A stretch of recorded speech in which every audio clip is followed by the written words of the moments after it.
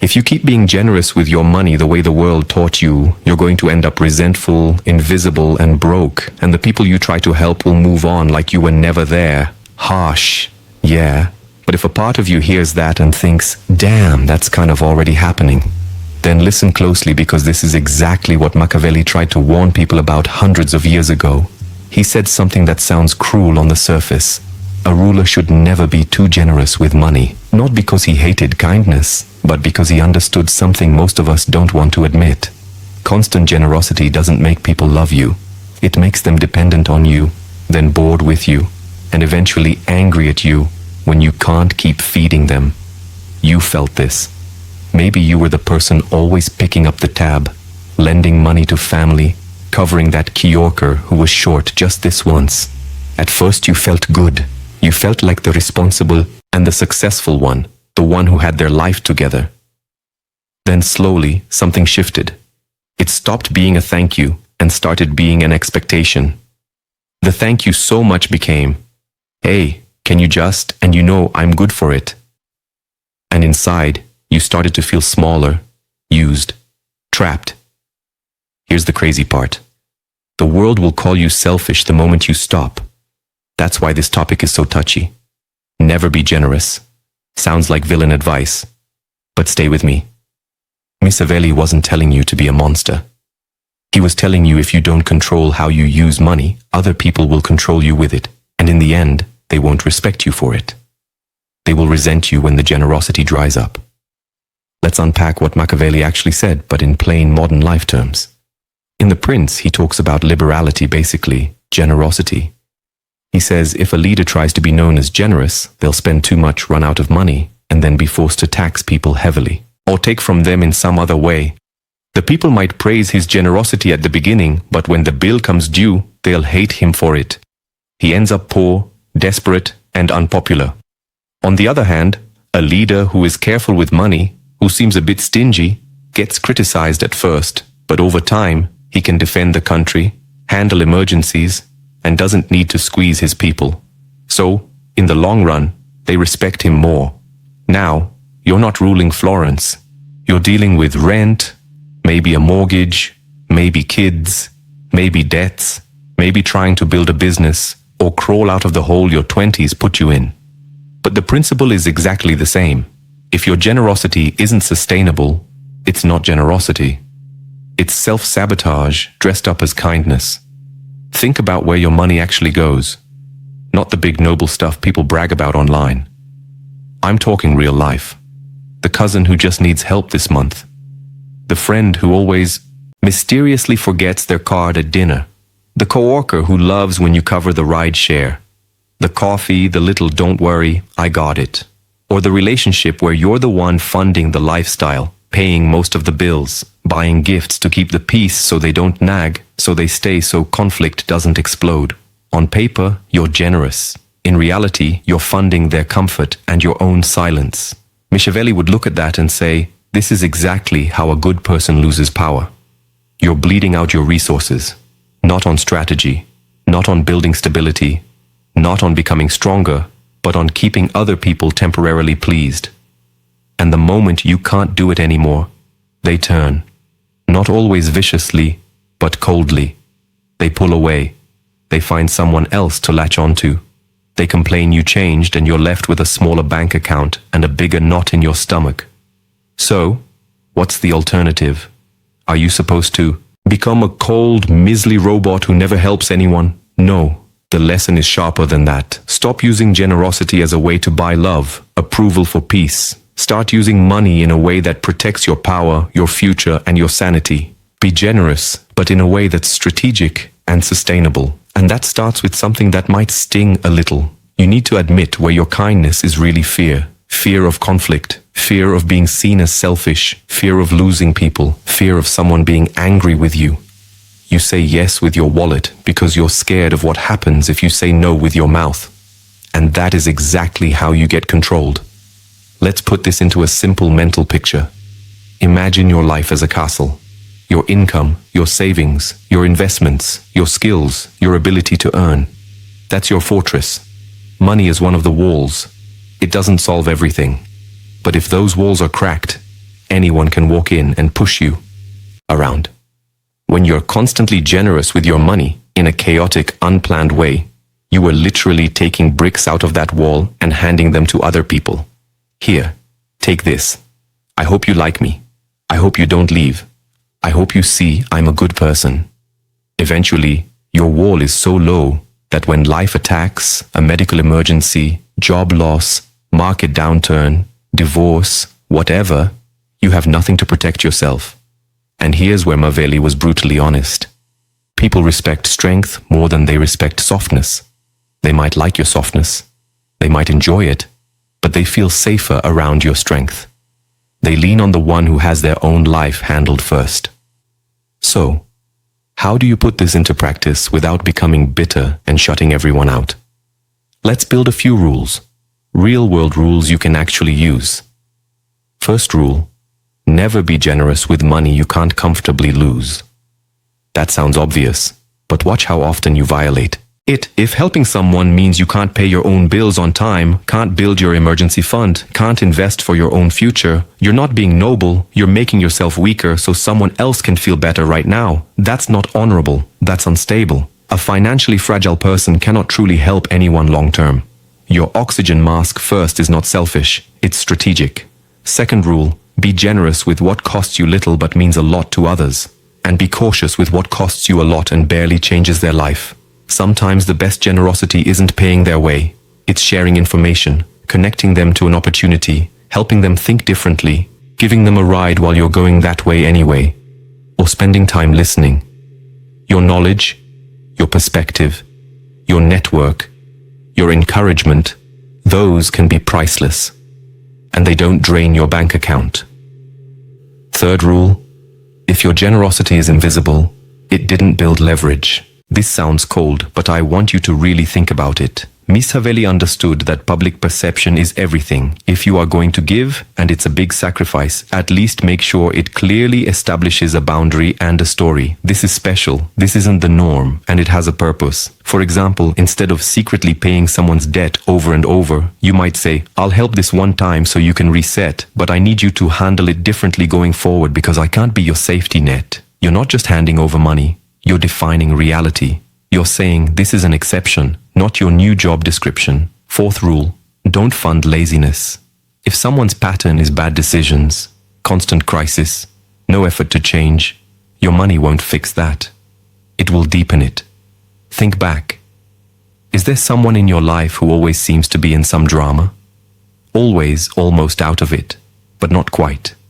You've maybe given a loan or 2 or 7. They promise the same thing every time. This is the last time. I swear you want to believe them because you care, but patterns don't lie. Machiavelli would tell you bluntly, you're not helping them. You're rewarding their lack of discipline. Real help has accountability attached. Fifth rule, never let generosity replace hard conversations. It's easier to throw money at a problem than to say, no, I'm not okay with how this is going. You pay to keep the peace. You buy the nice gift instead of addressing the distance in the relationship. You cover the rent instead of saying, we need a different plan. You pay for the weekend away instead of dealing with how tired and resentful you've become. That's not kindness. That's avoidance with a price tag. So how do you shift out of this? It's not as simple as just say no because you're not dealing with a logic problem. You're dealing with identity. For years, you may have seen yourself as the reliable one, the provider, the one everyone can lean on. There's a kind of pride in that, a comfort. You might even feel invisible in other areas of life. But here, when you give, you feel seen. People need you. Your phone lights up. Your opinion matters. Pulling back can feel scary. Who are you if you're not constantly rescuing people? Here's a better identity to grow into.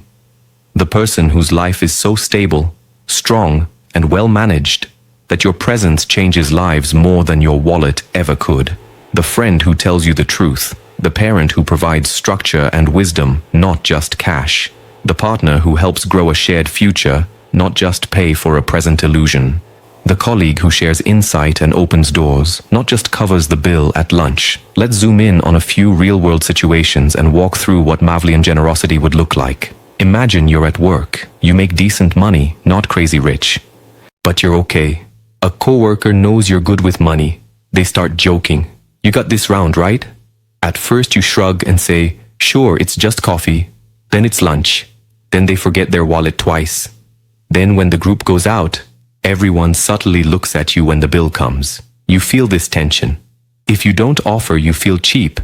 If you do offer, you feel used old. You laugh it off. Pay. Complain about it in your head or later to a friend. New you. You break the pattern calmly. Next time the bill comes, you let the silence sit for a second. Then you say something simple like, I've covered a lot lately. I'm just doing my share today. That's it. No big speech. You're redrawing the line. If someone pushes, oh, come on, you always got us. You smile and say, yeah, and that was cool, but I'm tightening things up. We can just split it. You'll feel a little awkward, sure, but notice what you're doing. You're refusing to buy their approval. You're asking them to treat you as an equal adult, not an ATM. Now picture a family situation. A sibling is always in financial trouble. Always. They call you stressed, embarrassed, maybe crying. I just need help with this one thing. You've helped before. You felt the guilt when you say no, so you often say yes. But afterward, you're worried about your own accounts. You lie awake thinking, how is this my life? Why is this my responsibility? Old you send money. Push down the resentment. Hope it sticks this time. New you respond with empathy, but also structure. I'm sorry you're going through this. I can't keep bailing you out financially, but I'm willing to sit down with you and go through your budget. Maybe help you look at what needs to change. If you choose to help you put conditions, I can cover this one bill, but we're also going to set up a plan. So, I'm not your emergency fund. I need my own finances to be solid too. Notice how different that is. You're still a good person. You're still supportive. You're just refusing to sacrifice your fortress for someone else's leaky boat. Another scenario, dating or relationships. Maybe you've been the one paying most of the time. Maybe you feel like you have to, or they expect it. If you're okay with it, and it fits your values and budget, fine. But be honest, do you ever feel that quiet resentment? That voice that says, if I stopped paying for all this, what would be left between us? If the connection is built on your spending, it's not a connection. It's a contract they never sign, but happily benefit from new. You use money to reveal the truth sooner. Suggest more low-cost activities. Notice how they react if you say, let's do something simple this weekend. Notice their face when you say, hey, can we split this one? If their interest drops the moment your wallet closes. Better to see that early than after you've poured thousands into a lifestyle you can't sustain. Now, there's an uncomfortable reality we have to talk about. People will be annoyed when you change. Some will be confused. Few might even be angry, especially the ones who benefited most from the old you. Machiavelli said it very clearly. When you reform something, the ones who lose their special advantages will fight you harder than the people who gain from it will praise you. Applied to money, it means the people who were used to your generosity will protest the loudest when you stop. Don't take that as a sign that you're wrong. Take it as confirmation that you finally stopped playing the role they wrote for you. Here's something powerful you can do right after hearing this. Audit your generosity like a strategist, not like a guilty caretaker. Grab a mental list of the last, say, 10 times you gave money or paid for something meaningful for someone else. Not bills, not your normal obligations, extra generosity. Now ask yourself a few questions about each one. Did this gift or loan create progress or just reset them to zero? Did I feel stronger or weaker after doing it? Was I trying to avoid a hard conversation by paying? Is this becoming a pattern? Does this person show gratitude and responsibility or entitlement and excuse him? You'll start to see it. Some of those moments were beautiful and worth every dollar. Others were you trying to buy peace or love or time. Those moments are where you need to reclaim your power. And I want to validate something because this can easily turn into self-blame. If you recognize yourself in this, it doesn't mean you're stupid or weak. It means you care.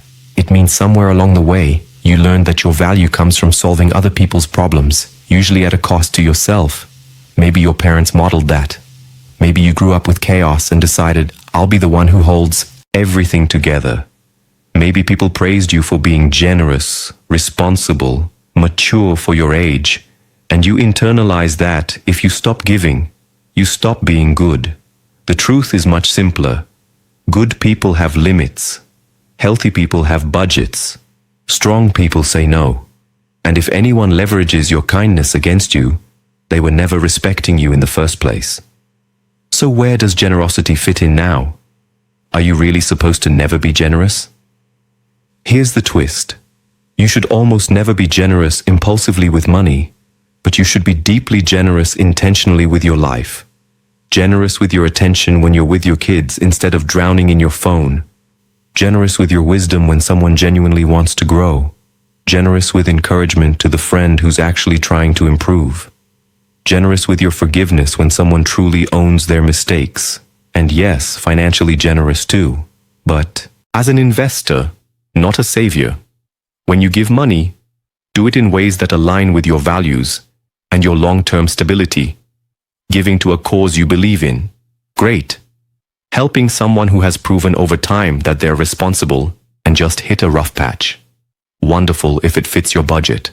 Supporting your partner while they go back to school and you have a clear plan. That's partnership, not martyrdom. Machiavelli's real warning isn't never give.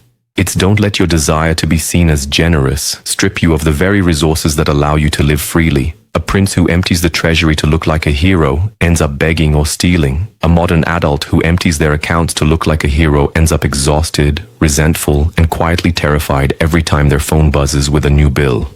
Ask yourself this. What would change if for the next year you decided that your main job is to become financially unshakable, not Instagram rich, not showing off, just unshakable? Money in the bank, no random obligations you never agreed to, clear boundaries, no mystery subscriptions to other people's drama. It would probably mean a few people get less from you in the short term. But it also means that when the people you truly love need you in a real crisis in a way that matters, you actually have the capacity to step up without collapsing. That's the trade we're talking about. Short-term approval versus long-term power. Endless coffee and lunch tabs versus real financial safety. Keeping people happy versus building a life you're not constantly stressed about.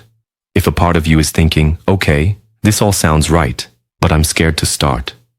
That's normal. Start small. The next time someone hints that you should pay, pause for 2 seconds longer than you normally would. Let that tiny silence exist. See what they do. The next time someone asks for money in a way that feels off, say, I'm not able to do that, but I hope you find a way through. The first time you say a clean no, you'll feel messy inside. It's fine. You're rewiring years of people-pleasing. It won't feel smooth at first.